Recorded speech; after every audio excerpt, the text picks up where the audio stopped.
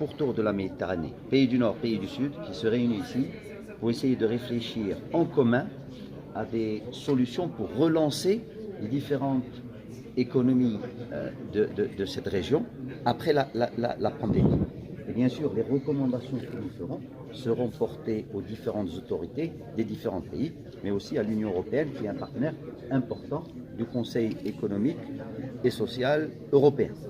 Ce qu'il faut aussi comprendre, c'est qu'il y a plus de 30 participants, 30 pays qui sont là. C'est une très belle aussi visibilité, très belle opportunité pour le Maroc de vanter la qualité de notre accueil, de notre hospitalité, de nos infrastructures.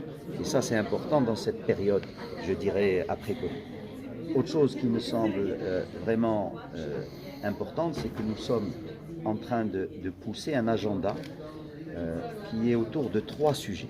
Le premier sujet, c'est la transition énergétique.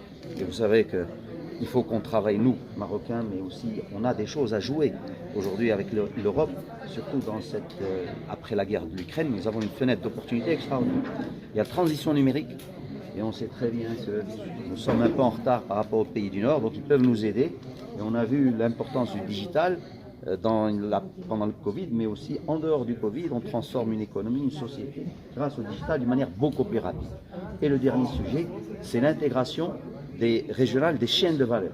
Donc cette idée de souveraineté, aussi bien alimentaire que agroalimentaire, de souveraineté énergétique, de souveraineté industrielle, sur la pharmacie, de sanitaire, il faut réfléchir à, nous sommes, même s'ils disent on va le faire en Europe, nous sommes tellement proches de l'Europe, nous sommes un espace de stabilité que demain on peut penser à créer cette souveraineté dans cette région et pas seulement dans chaque pays.